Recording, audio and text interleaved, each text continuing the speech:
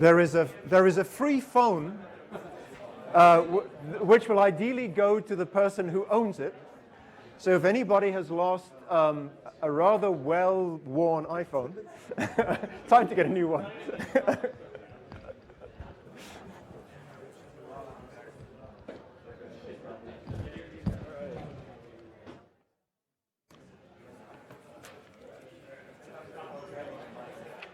Oh, I didn't.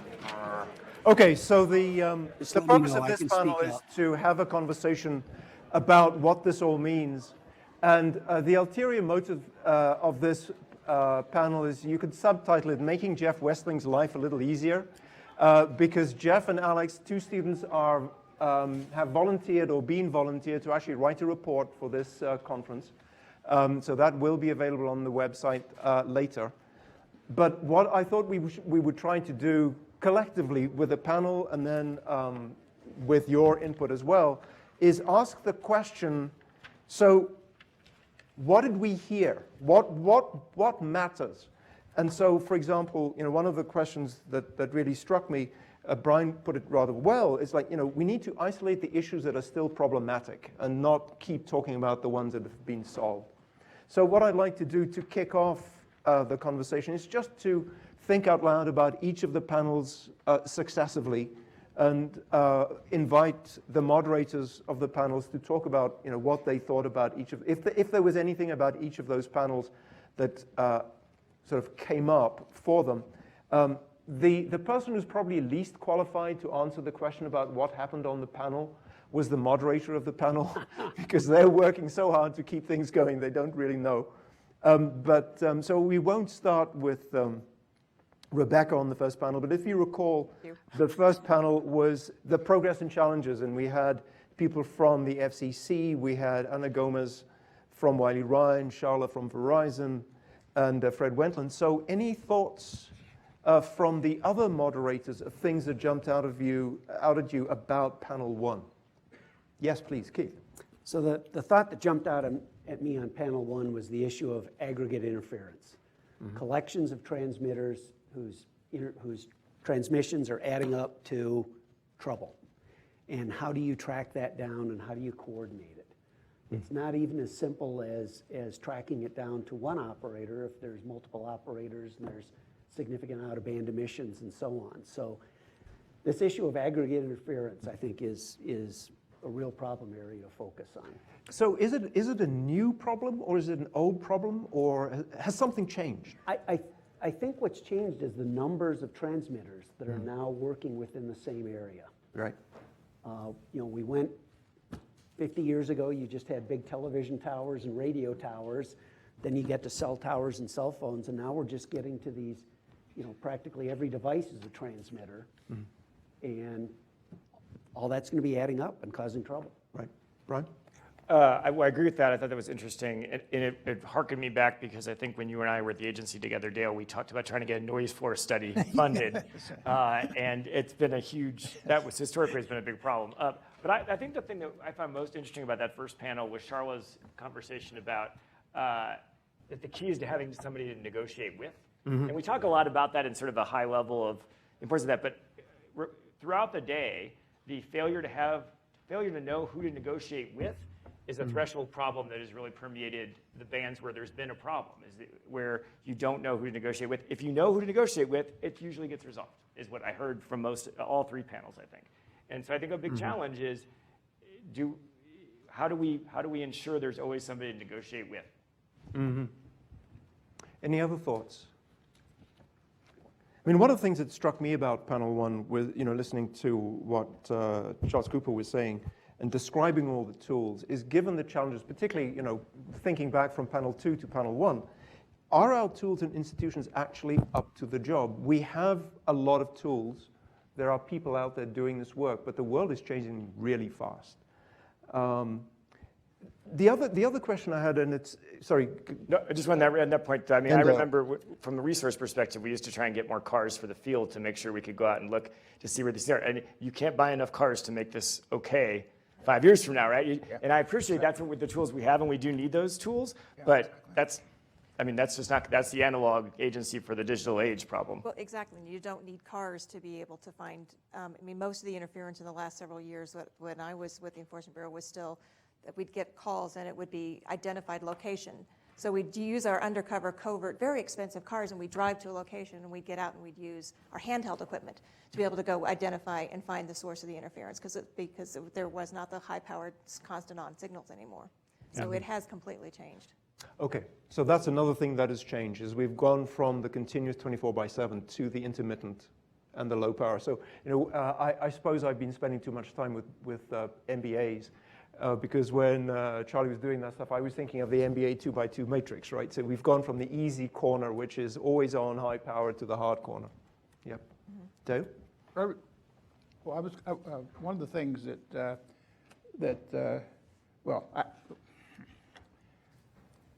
I have a real problem with the lack of information on enforcement. So I'll start there. You can't do good research unless you have good information. And we got so frustrated in the TAC that we said, well, we'll just short circuit that. We'll go out and ask professional interference hunters, what are you seeing? And that revealed a whole bunch of very, very interesting things. And let me relate two of them that goes to this aggregate interference issue. One was a big filling station, a brand new filling station. And if you look at filling stations now, they have the TV set up there on every pump, and there's all kinds of digital electronics inside the pump. And nearby was a cell tower. And the cell company, I don't think I should reveal who it was, the cellular company, before it turns on a cell site, wants to make sure that it's clean, the interference, because they don't want their customers in complaining about dropped calls. Well, what it turned out to be is the devices could be in compliance, individual device, but what was happening, there were so many, this was one of those big, huge filling stations. So in aggregate, they were getting interference at the cell site. And generally speaking, the rules don't provide for that. The other one, similar case that I was in, was at a baseball park where they have one of these big LED, and it turns out that apparently each pixel, so to speak, in that thing is driven by an individual switching power supply or whatever it is. And so what happened was that each of those, if you took it to the FCC lab or whatever, looked at it, it would meet. But you got a million of those. How many pixels? But you got millions of those right there, and of course wiping out communications, again, aggregate interference. And then you get this interesting question, well, what do you do about that? They individually meet it. Well, what if I don't want to fix every device? Why don't I just put it inside a case? Okay, now that's sort of from a regulatory standpoint.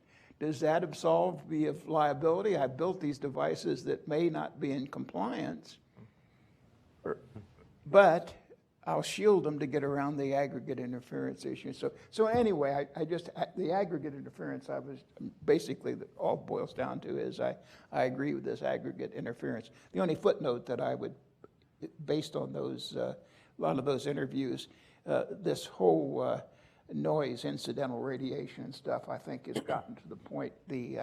I live in Boulder. I'm green. I believe in LED light sources and all that.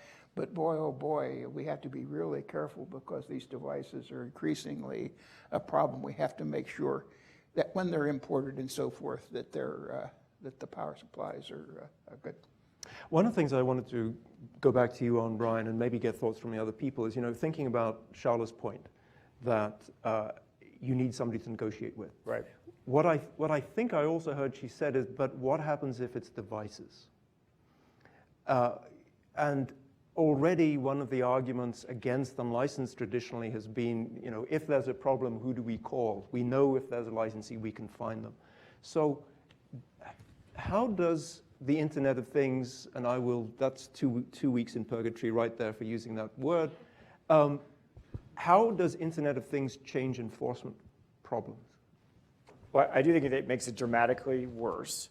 I am a fan, I think David invoked it, the band manager concept to me is appealing. I mean, IoT is not a problem, well, IoT does not create the same problems when it's on Verizon's network or T-Mobile's network or what have you, right? Because then you have someone managing those devices. I think it's unlicensed IoT that begins to create some of the issues that we talked about, and I do wonder whether or not the answer is not a managed commons system. The license plate conversation, I think, is a potential another path, but I do think it makes it much more complex when it's on unlicensed spectrum.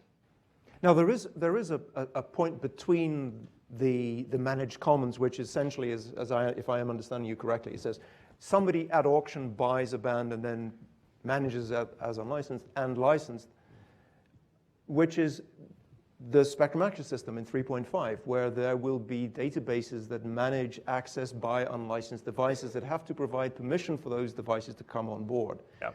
Does that go part of the way? It depends on what liability rules you have for the SaaS provider, right? So potentially.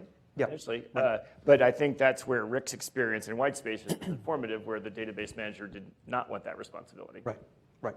But I do think you can solve, there are other ways to have agency relationships that I think you can contract around it.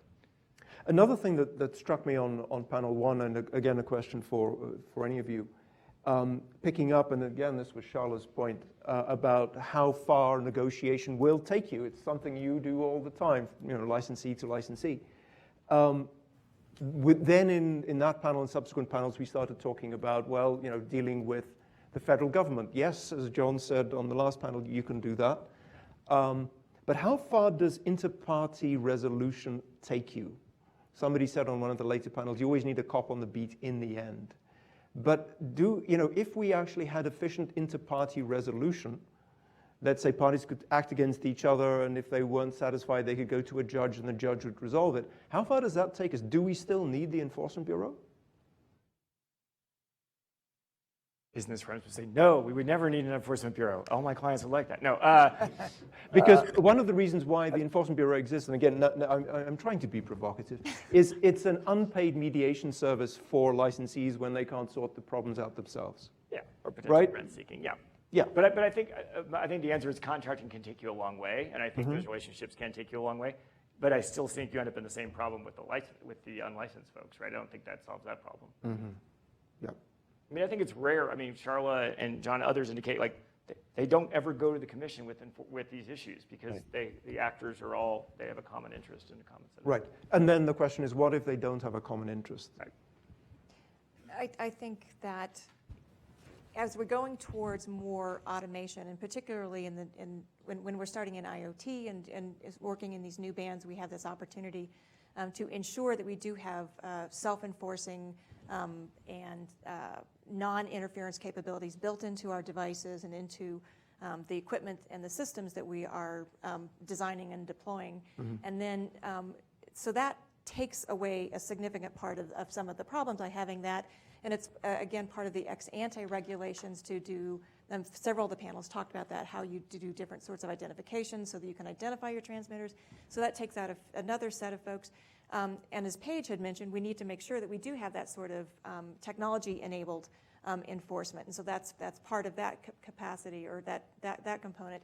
But we also, I think, we need to make sure that we do as much as we can to reduce the labor-intensive aspects of enforcement, not just in the equipment itself, but I was very interested in some of the comments from panel 2, and I'm probably jumping ahead here, but go ahead. The idea of one of the things that concerns me was, and that experiences that I had in the Enforcement Bureau, was the issue of the unlicensed devices, illegally imported devices, uncertified devices causing problems and like that. And so I found the idea of the incentives for private enforcement, I found that a very interesting approach potentially to deal with that vexing problem of the uncertified equipment that's causing problems. And even if you have then that sort of information and you're gathering the data how do you then get that information and data to a point where somebody's going to enforce it, but you still have then a labor-intensive component of enforcement. So I was also fascinated with the proposal of doing the sort of embedded law concept. But as of someone who's very close to the legal aspects of enforcement, I see problems with that, but I like the idea in general. But what do you code in your software if you're doing embedded law? Are you going to code just the technical rules? But there's interpretations on the technical rules. So what interpretation on those technical rules are you going to embed in that? Or are you going to embed enforcement of policy and enforcement of guidelines, which the FCC does? And so, Can we those just are, embed Dale Hatfield? Is that possible? I think that's the best answer, I think, really. But the idea of going towards some sort of ways to further automate that whole enforcement process so you get more and more people out of it, because that's what slows us down. And if we're really going to have fast and effective spectrum sharing, we have to have fast and effective enforcement. And the only way to get fast and effective enforcement is also to automate that as much as we possibly can, and only leave the super, vexing problems to the ones where we have to go to an adjudication type situation. Right. And I think, frankly, we have to make sure that we have more. One of the comments about the technology and law, we need to get more people to understand the technology to be able to be effective in doing the sort of self-enforcement aspects of it also. We have to improve the technical education of our citizenry. Say more about that. So what would change if the citizens were more educated? Is it solving problems themselves, or knowing what they are? One of the things that was talked about in terms of the incentives was using various incentives to deploy SDRs for people to go out and find additional sources of interference. That assumes an educated citizenry. And if we're going to be then asking how are you going to take the evidence that you're getting from your sort of citizen reporting into an embedded database, there has to be some fundamental understandings of how interference works and how radio works, and what sort of interference protection criteria you may put into those sorts of mechanisms. The FCC itself, I think, and even the adjudicators need to make sure they have a technical understanding in order to solve these problems, particularly in the sharing environment. But I mean, it's well, the citizenry does not understand. It's not their fault, but unlike what the rules of our unlicensed are, right? I mean, they just turn something on, they bought it, they expect it to work. It's not like they said, oh, this is on unlicensed spectrum, I don't have interference protection against fellow. I mean, that's just not part of what they think they're buying. And so I don't know if that means they need to be educated or we need to change out what the rules are. But either way, there's a disconnect, and that's how you end up with the publicity campaign that David referenced about licensed LTEU, which is, or it's LMS versus 902 to 928, or pick your poison. But there's a real disconnect between the nuance and sophistication at times of the regulatory regime and what the consumer understanding is of the device they have. And that happens in E911, it happens in other places too. Although, I have to, Keith, you want to come in? Well, I think there's the potential to open up a whole new set of businesses around this. Okay, you look back to when we first started using personal computers, nobody thought about viruses, then people started writing the viruses and abusing it. You ended up with a whole virus, antivirus industry. Yep. Okay, you could have the same thing here, that okay, you don't need to have every person educated on how to do it. There may be a whole business that sprouts up about, I'll track down your problem. And with incentives, to me that parallels what's being done in some of the security industry. Okay, like Apple has announced their big bug reward program. You find bugs at certain levels of the operating system, and it's worth up to, what, $200,000 or something now if you find a particular type of bug? Right. So these incentives could really propel a completely new industry and enable, the government to step out of a lot of this. Yeah. I mean, one of the things that intrigues me, though, on this question of the expectations, and so part of the conversation that we've just been having is expectation management and sophistication about how you self-mitigate a problem, is maybe I live in the wrong universe, but I don't know anybody who expects Wi-Fi to always work perfectly. I mean, like, who in this room expects Wi-Fi to always work? Our customers. Yeah, there we go. Your customer. Just saying, But, you know, I may well be your customer. Now, the thing is, there's a difference between the customer being unhappy and trying to get something fixed and what their ultimate expectations they'll are. switch providers, right? I mean, if it doesn't work, they'll switch. Right. I'm not saying it's good or bad. My point is they have the expectation it's going to work. It's going to have a marketplace Yes. reality if they. Yeah. So let's go back to another thing, which is sort of one of the trademark Dale Hatfield points we talked about now on a number of the panels, which is incentives. And so this came up on panel 2. You know, rewards, bounties, incentives for people to do enforcement. And that's another way of decentralizing enforcement. Any thoughts about whether that is a theme, a key, something that we need to take forward from this conversation? I'll strike on that. I think with the Internet of Things, smart cities, and so on, the things are going to become so complex and so dense that you're going to have to do something like that. I don't think you can have an agency that can run around it and spot every little case of interference that appears. You've got to do something different. Can I push up against that just slightly? So do you think that's true? I feel like we've just been throwing rose petals at Charlotte today, but do you think that's it's a little disorienting actually. But, as it should be, I meant to say. Do you think that's true for purposes of CMRS traditional licensed spectrum, or is this a problem? This is an incentive to try to isolate where the problems are. Is it a problem for these other paradigms that we're experimenting with? Yeah. New stuff. Because I don't know that it is for I think what we've actually done pretty well in terms of the traditional licensed approach, property-like rights, et cetera. So I don't know that I do think we need that if these other things are going to be the path forward, but I'm not sure we even know what those look like yet. Yeah, and the more you can define the conditions ahead of time, the less you need that. The more you can have, I believe, a centralized regulatory body. But the more open and Wild West you make the environment, the more you're going to have to rely on crowdsourcing effectively. So one issue that just came through all 3 panels that I do feel passionate about is resources.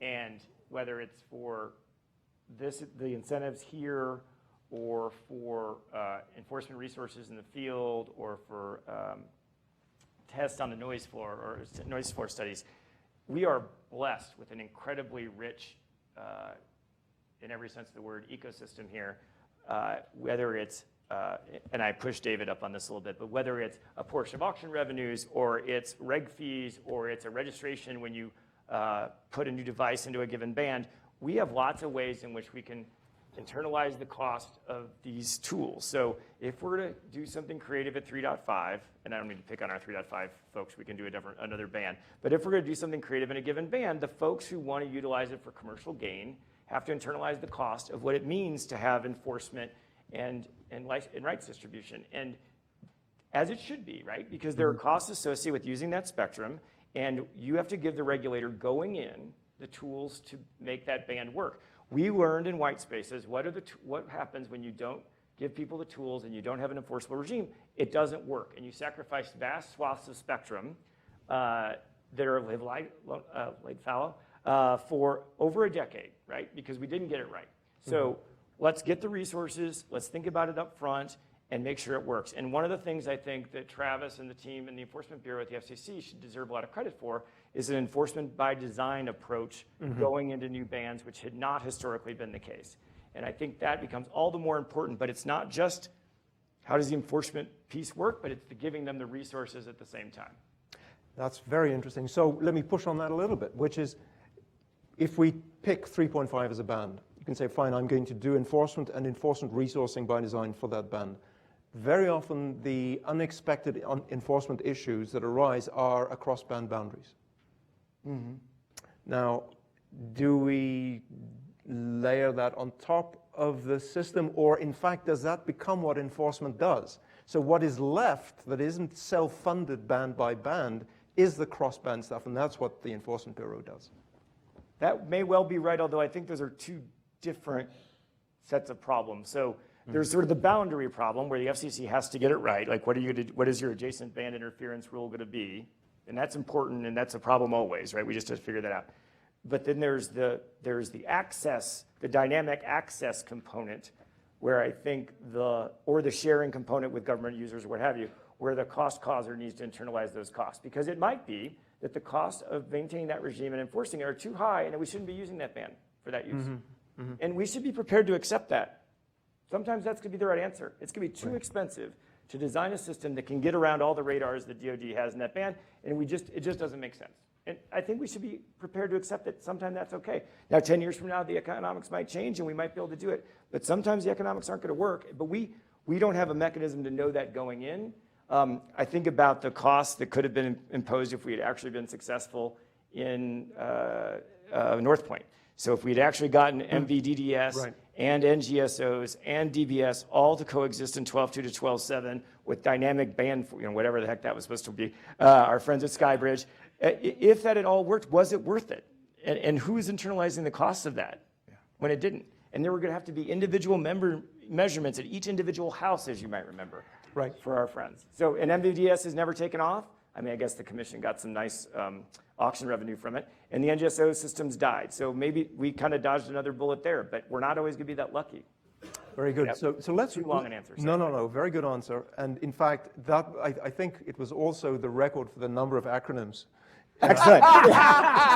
In 60 seconds. Thank you. I can beat that. My students are used to that, unfortunately. Yeah, sorry. Dale, did you want to say I've had several points here, but I'll go back later. But the one to make here is, too, there's still some corner cases here are pretty tough. For example, in the adjacent band, you've got two people, and you get passive intermod, and then you get interference.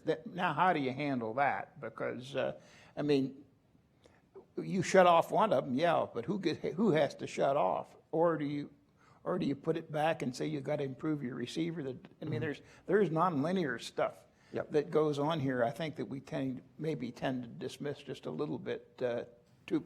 Because here again, you talk to these interference hunters, the people who are paid to go out and do it, and this is the weird stuff that they get is things like intermod and passive intermod in particular. So I want to move formally to panel 2 and see if there are any takeaways. Keith, you do get first shot if you want it. Was there anything about your panel that's stuck in your mind? I kind of like the thoughts that stuck with me, oddly enough, were the kind of the final wrap-up thoughts that we're moving from a hardware-centric world to a very software-centric world. And the communications world is kind of one of the is in the process of doing that. And the potential of addressing a lot of these problems by moving software down into the devices, I think is very great. It's very easy now. I mean, your average cell phone is 16 gigabytes now, up to 32 next year.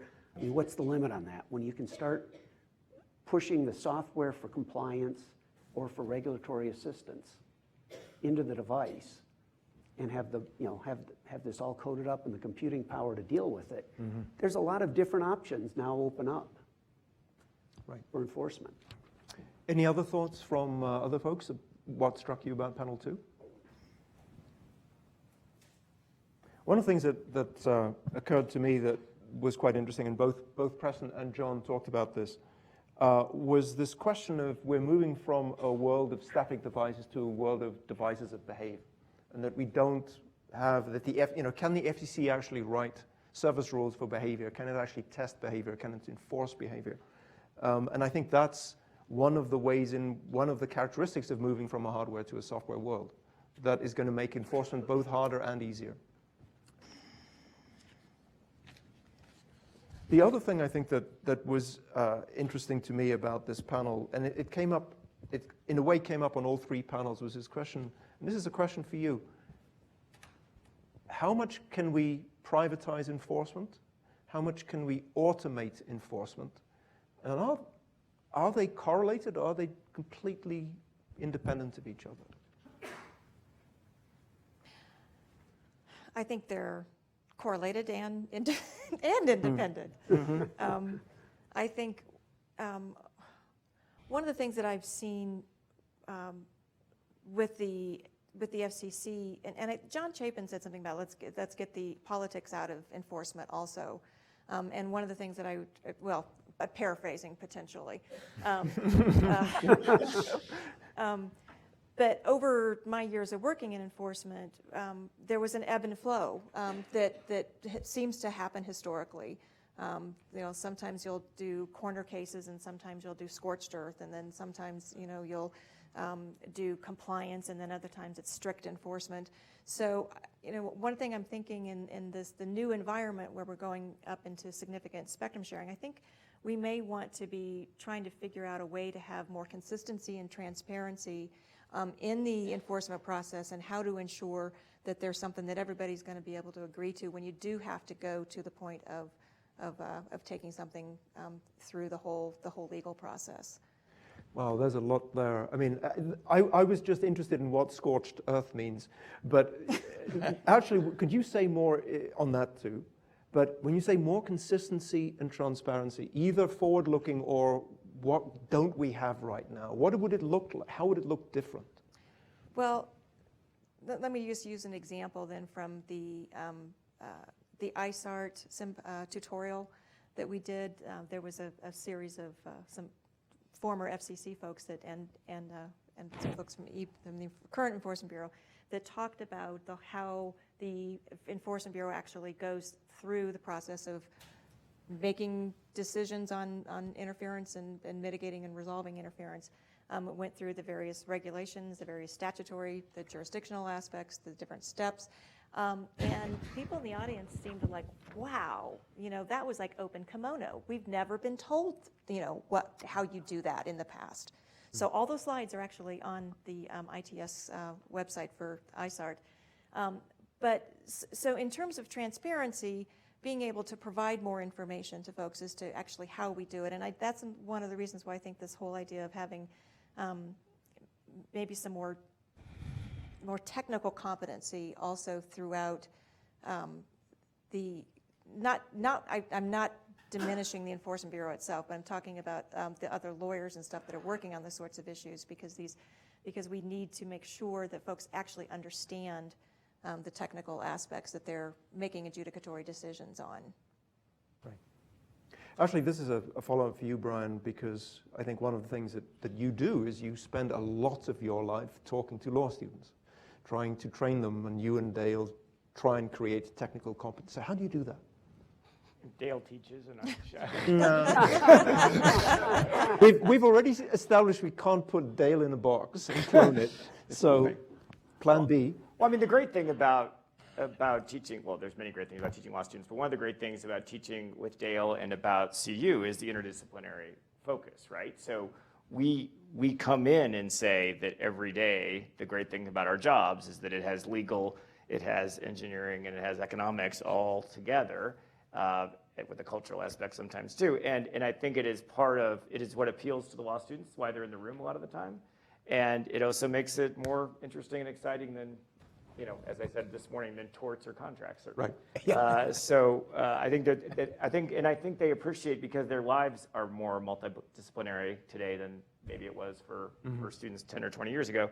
And so I think this reflects a reality of their lives that they're very, hopefully, energized by. I mean, one of the things that strikes me, actually, just looking down the table, is one of the things that Keith recognizes. He runs a profoundly technically competent organization. And he hired Rebecca because presumably he felt he needed more legal competency. So it presumably goes both ways. Yes. Well, for my and I'm sorry to jump in on you, but just let me add one more thing onto that, is that I think that enforcement is more fair and more accessible, and I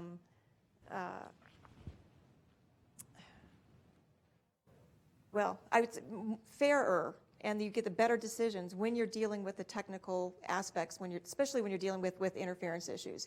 If you have evidence, and this goes back to, I guess, to my work with the Enforcement Bureau, if you have good, solid evidence, you're going to get an answer that I think is grounded in science and fact. And I think you get a much fairer and quicker decisions when you've got good evidence. Can I ask one thing? I was just sitting here thinking, I'm pretty sure this is true. I don't know that there's ever been an interference case that has gone to the Court of Appeals. It's gone to where? To the Court of Appeals. Has anyone ever appealed a spectrum enforcement action to the Court of Appeals where a judge has actually had to grapple, or in that case, a panel of judges, has actually had to grapple with these issues because and we've talked about this in class as should we have spectrum courts or should we have there be some special ALJs? But we haven't really figured that out yet because we haven't had to the best of my knowledge. Where does anyone have an example? I don't think there is. There may not be one. You remember the Channel 6? Sorry, just a moment. Can we get a microphone over there, please, for the folks who are on the stream?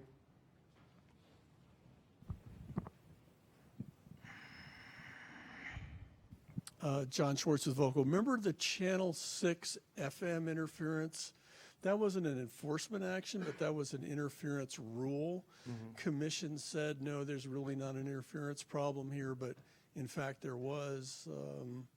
I think the TV people took it to the Court of Appeals and got the rules reversed. Oh, interesting. I don't remember the basis for that conclusion, but that is interesting, yeah. There's certainly been cases where technical rules have been challenged in the Court of Appeals, but in terms of an actual enforcement action, I was just trying to think of, but my only point is the complexity created by some of the regulatory paradigms that we're considering today and what it means to adjudicate them and hold people accountable and all that has never really been tackled. But isn't that partly because you've got the Chevron doc? And if there's anything where it seems like that's it, and I won't be able to explain the Chevron doc. So It's deference to the expert agency. Yeah. So, any last thoughts on panel 2?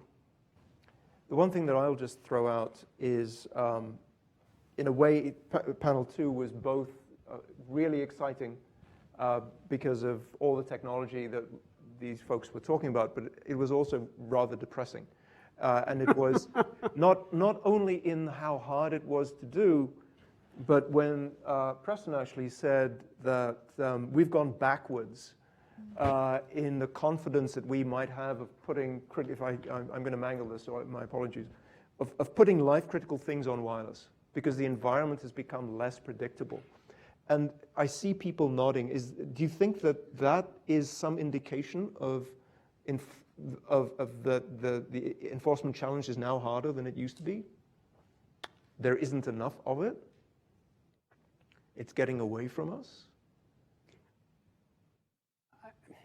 So earlier they mentioned your paper on harms claim threshold, and I think it kind of comes down to that, just what is harmful interference? And it's going to depend very much on the application.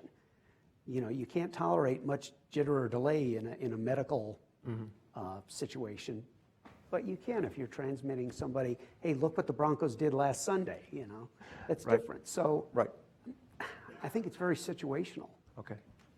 Good, so let's move on to panel 3. So, moderator, do you have any thoughts? I really wish Charlotte had been on my panel.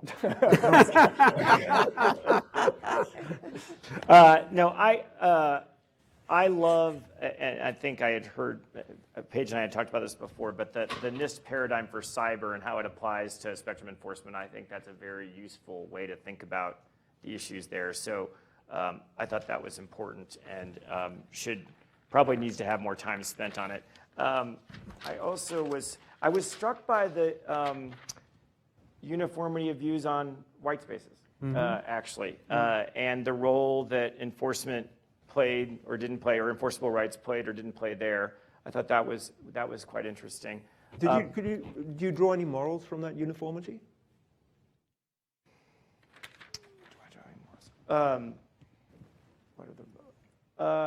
I guess I am. What I derived from that is I thought for a long time that was a much more open question. So I was struck by the fact that the question now appears to have been closer to being called, that we need to try something else. And I think one of the big challenges for everyone who engages in spectrum management, every government agency, is sort of when do you call the question? Yeah. And whether it's, and we teach this in our spectrum class where, unlicensed, you could have called the question at the 7-year mark when you started unlicensed for ISM bands, and you would have lost out on all this innovation. So you can't call the question too soon, but you also don't want to let a spectrum resource life fallow too long. So I guess I was struck by that. Okay. I guess I was trying to. And David is right. The decoupling of the receiver with the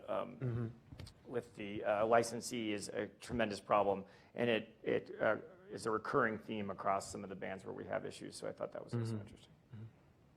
Any other thoughts from other moderators about the last panel? I think what kind of hit me on the last one was, related to our panel too, was the pace of technology continues to increase, and having a rules regime that is flexible enough to allow innovation is critical. That was part of the message I got out of that panel. Any other thoughts? So a couple of things struck me. I mean, one was that, again, on this panel and on the other two preceding ones to some extent, there was a strong desire or expressed need for automation, but at the same time, a sense of, how do we do this? This is too hard. Another meme that really resonated with me is what Paige was saying. So you're the Charlotte of panel 3, I think. Is we need to talk. There you go. Right, right. It sounds a bit like a celebrity hookup. It's not just enforcement; it's also interference avoidance. Yeah. And this is one of the things that I learned listening to Bryan and Dale. Doing stuff before the fact and after the fact. And so enforcement focuses on the ex post, but I think the interference avoidance is how do you avoid the problems beforehand. Go ahead. Yeah. Just one of your automation point. Travis LeBlanc came out and taught our class this summer, and one of the things he threw up as a trial balloon is why don't we just put software-defined radios, spectrum analyzers on every mail truck and with every postal employee and use all that data. And so you arguably eliminate some of the privacy concerns. If the federal government's already there, it arguably would not be terribly expensive. Why don't we do that? Well, since you asked me, I'll give you my quick answer. Moderator's prerogative. The answer is that harmful interference is defined as severely degrade, obstruct, and repeatedly interrupt. It's not defined as an energy level. So you can collect all that data, but you won't know unless you know who the service is and what application they're running, whether there has in fact been harmful interference. True, but you will know the environment far better than you know it today, and there's probably value in that. There is great value in that. Yes, agreed. I mean, one of the other things that struck me, and this was a point that David made, he talked about the clash of cultures and the two different ways of seeing things. People who have, for whom spectrum is core to their business and people for whom it's ancillary, and they have different perspectives. And so there's that clash. The other theme that I heard quite a lot was trust. We need to have trust. We need to have coordination. And those two things are antagonistic, and presumably that means spectrum will continue to be important until we're all done.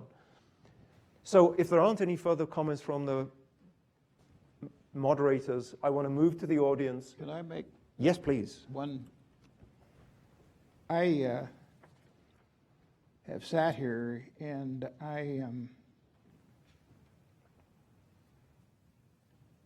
saddened by the fact that nobody has talked about the deliberate, malicious interference. To me, what keeps me awake at night is people using some of the technology maliciously for coordinated type attacks. And that has not been addressed at all. And I think it requires, I'm not the right engineer, that requires a whole different set of capabilities. And it may be someplace up in government, people are looking very carefully at those. But what I worry about is somebody going to the Marriott Hotel in D.C.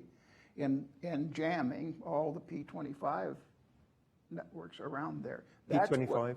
That's P25 is the public safety wide area standard. So we've not addressed that, and I just would like to have some assurance. Well, it's not being addressed because we don't think it's a problem. That's a very good answer, but it's what keeps me up at night, and what's motive.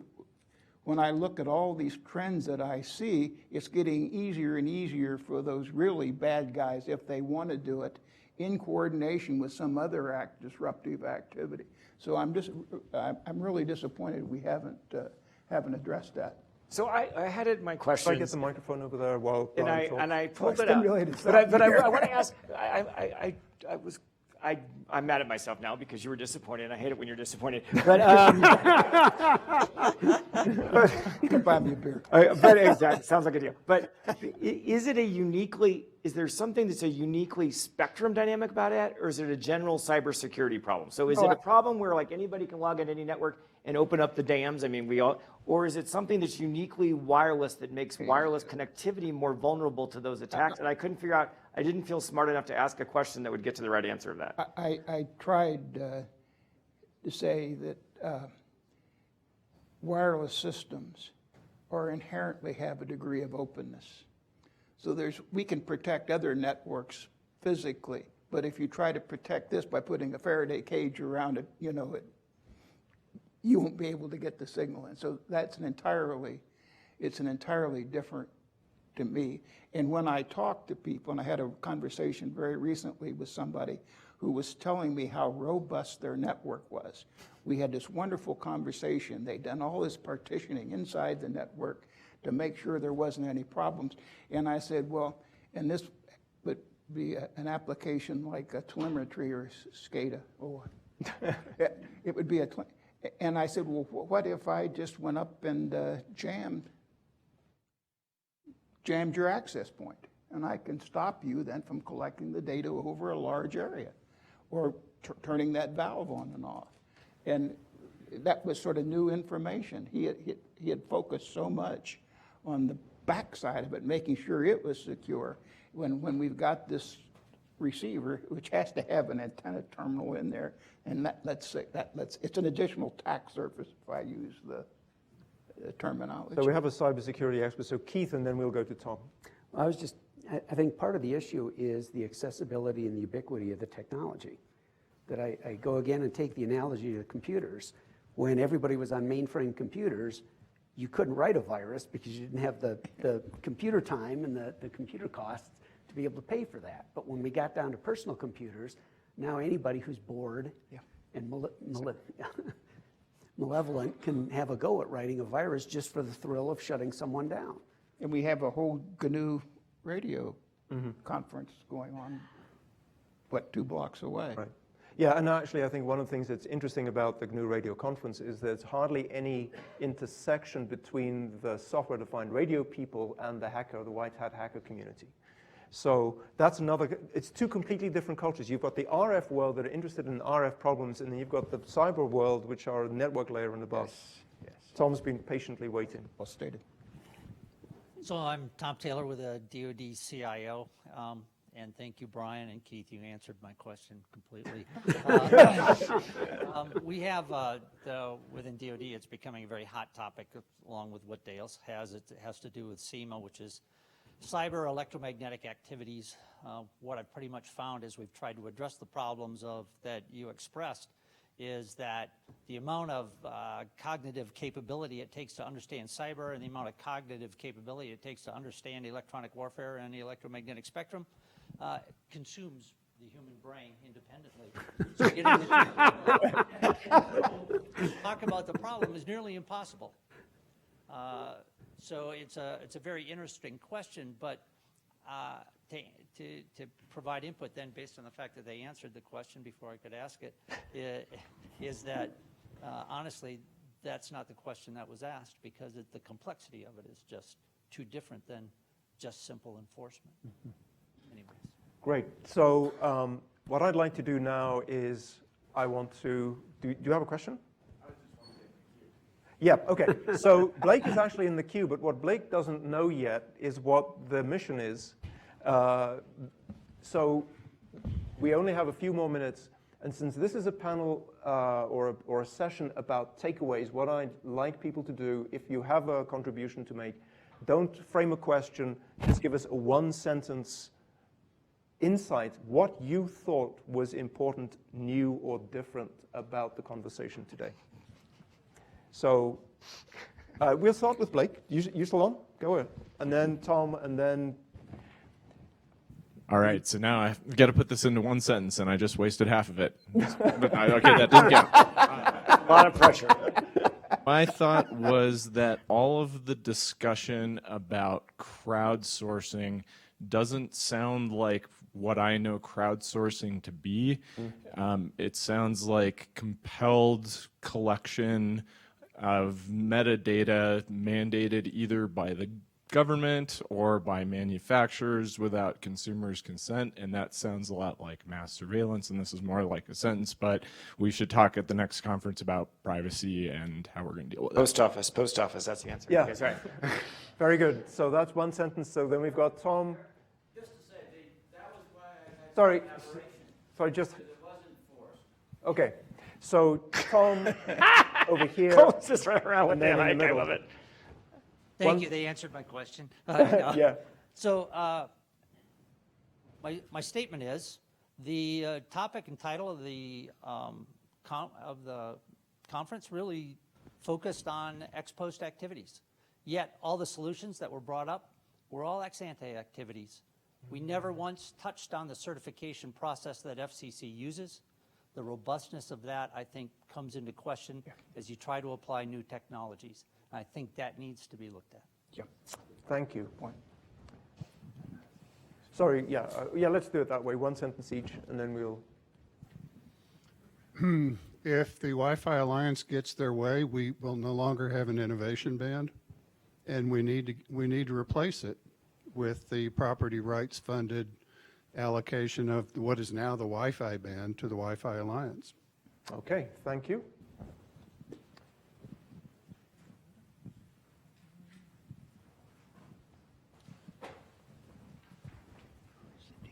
Bill Gancher, Custom Link Corporation. One takeaway I have is I think we're massively underestimating the difficulty going forward of enforcement as the proliferation of transmitters goes up. For instance, one gets, if your receiving antenna sees N real signals coming in, real transmissions, you're going to get N factorial points of energy in that antenna in the frequency domain. So in other words, your filters are going to get really overwhelmed badly on it, and that number goes up awfully fast. Very good. You have one quick last point? Let's just pass the mic. John will get the last word. Sorry about that. Almost all of the proposed approaches that I've heard have a very high degree of complexity, and that is going to be a big problem. We need to think about how to simplify our approaches. Wonderful. So I have a few last words, but before I get to that, please thank this panel for the wrap-up.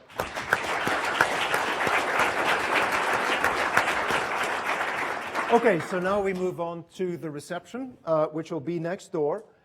It's free, but there is a price for admission in a way. So for the practitioners, the professionals here, please chat to any students that you meet. It'll be the best part of the day for those of you who've been here before. And always remember they're looking for a job. If not this year, then next year. And for the students who are here, please feel free to chat to these folks. They'd really enjoy talking to you. So with that, I'd like to thank, I'm not going to go through the whole litany again, but for sure the panelists on this, the moderators, all the panelists who came a long way and put a lot of thought into this.